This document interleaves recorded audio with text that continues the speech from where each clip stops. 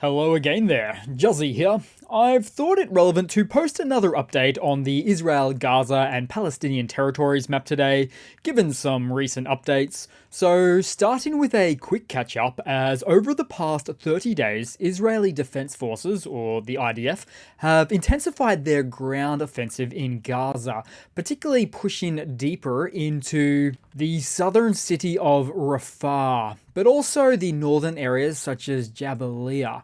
So we've got Rafah on the south there, Jabalia to the north. And although it may be a little bit difficult to see it on this map, there is a transparent blue coloured overlay to the Gaza Strip as seen here. Not to be confused with this negative area here, just beyond it, or surrounding it indeed, which effectively indicates the area is in control by the IDF, or at least their area of presence.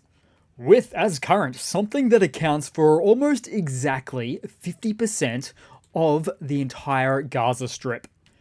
As a result of this, the IDF is engaged in complex close quarters combat with Hamas militants, encountering fierce resistance and suffering casualties as they attempt to dismantle Hamas's military infrastructure. Also, the IDF has reported finding and destroying significant amounts of Hamas military equipment, including RPGs and ammunition, often hidden in civilian areas like that of clinics. Now, adding to that, the IDF has confirmed the flooding of Hamas tunnels with seawater as a tactic to disrupt the tunnel network that Hamas uses for smuggling weapons and moving fighters. And of course, this approach aims to reduce the effectiveness of Hamas's underground operations. So, as per the map, the IDF currently has significant control over the northern Gaza Strip, and have in fact declared that they have near full operational control, which includes critical areas such as Gaza City and again Jabalia. But it's certainly not all smooth sailing for the larger country of Israel, because Hamas has continued to launch rockets into Israel, even over just the past few weeks, with reportedly over 19,000 rockets fired since the conflict began on October 7th last year. And despite these ongoing attacks, the IDF claims to have intercepted many of these rockets, minimizing their impact on Israeli territory. Now back to the Gaza Strip, as also of note on the map, you will see the NGO-built jetty and US-built pier. As per the marking you can see right there, which was constructed to improve the flow of aid into Gaza amid the ongoing conflict. There was in fact some recent damage to these structures last month, but they have already since been repaired. And then taking a closer look into the southern part of Gaza, as the IDF has made significant advances in Khan Younis, the second largest city in the Gaza Strip. And as of most recent reports, Israeli forces have gained control over key areas and strategic sites within the city. This includes the capture of Hamas's headquarters and significant destruction of the group's infrastructure, including further tunnels and weapons caches. Now, as a worthy mention, many reports suggest that Hamas could have up to 300 miles of underground tunnels built, or about 480 kilometers worth, making for a very extensive underground tunnel network, which is primarily used for military operations. In fact, if not exclusively, as it is not something that the larger Palestinian population has access to. And given that note, it has a slightly off-brand nickname of the Gaza Metro. Perhaps a bit of a misnomer, that one. Now, Israel's defense minister announced that the IDF has achieved operational control over Khan Younis, although the situation remains fluid with ongoing skirmishes and mopping up operations against remaining Hamas cells. The IDF's operations in Khan Younis have involved intense urban combat and targeted strikes against Hamas operatives and their facilities. Despite these gains, the IDF continues to face challenges including guerrilla tactics from Hamas and the complexities of urban warfare in a densely populated area.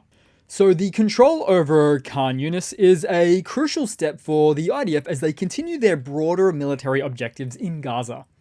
Now, as for the latest IDF activity, the furthest extent of IDF activity is in fact on the border between the Gaza Strip and Egypt. and crossing through or adjacent to the most southern city of Rafah, and thus potentially reaching an encirclement from a standpoint of a technicality, as the IDF has a presence all the way up to the ocean or the Mediterranean Sea. However, specifically, these aren't confirmed gains as seen by the light blue colouring on the map, as this colouring instead indicates the latest actions of the IDF and their clearing operations to remove the Hamas threat. Now, in terms of some hardcore figures, to date, the Israeli Defense Forces have eliminated approximately 13,000 Hamas fighters since the start of the conflict. Additionally, the IDF has captured around 2,500 Hamas fighters. These numbers reflect the extensive military operations undertaken by the IDF in various parts of the Gaza Strip, including significant battles in the northern Gaza section of, or the city of Gaza City itself. But to put those numbers in better context, before the conflict began on October 7, 2023, it was estimated that Hamas had between 30,000 and 40,000 fighters in its ranks. Then, as for some notable news coming out of Gaza in the last few days, was that Israeli forces rescued 4 hostages held by Hamas in a complex operation in central Gaza. These hostages were captured from the Nova Music Festival during the original Hamas October 7 attack into Israel, and this is the second successful rescue of living hostages by Israel during the war. Now, it seems that in response to this, Hamas has mentioned the catching of more hostages, referring to the capture of IDF soldiers. However, these claims have not been substantiated to date, and given that the IDF is gaining further access into the Strip, then for Hamas to announce this might be their way to attempt to gain more leverage, whether real or imagined, as their access to the Gaza Strip fades more and more with each passing month. Then briefly headed to the larger Israel map as up north, as the tensions remain high on Israel's northern border with Lebanon. Indicated in the green, the Hezbollah militant forces within Lebanon have increased their military activity, including attempts to shoot down Israeli fighter jets and launching anti-tank missiles.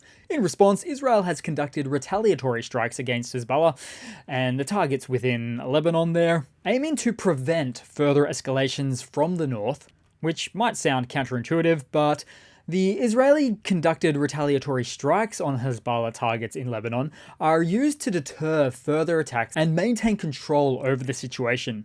But of course, the alternative for the IDF might be to lay down their arms today, but in that event, there is a severely high likelihood that they just wouldn't exist as a country tomorrow. And then as for a further outlook, opponents of the IDF military operations in Gaza voiced their concerns, stating that they don't know what a post-Hamas conflict looks like in the Gaza Strip, stating also that there is no well-defined strategy of the IDF to get out of Gaza once they complete their objectives. And this would be tricky, but Israel would probably have to draw the line somewhere, taking on some amount of risk, and that line would be somewhere between the cessation of Hamas rockets flying into Israel, contrasted by a respectable self-governing version of law and order existing within the Strip. Although, having said that, the addition of or complexity of third-party actors added to the mix makes it difficult to project into the future. And even having said that, Israel is still somewhat far from completing their clearing operations in the region. So that's it for today, guys. Thanks for watching. If you've got any questions, just pop them in the comments section below. I'm sure to post another update and clarify anything there. But yeah, thanks again, and I would hope to see all of you guys there on the next one. Cheers.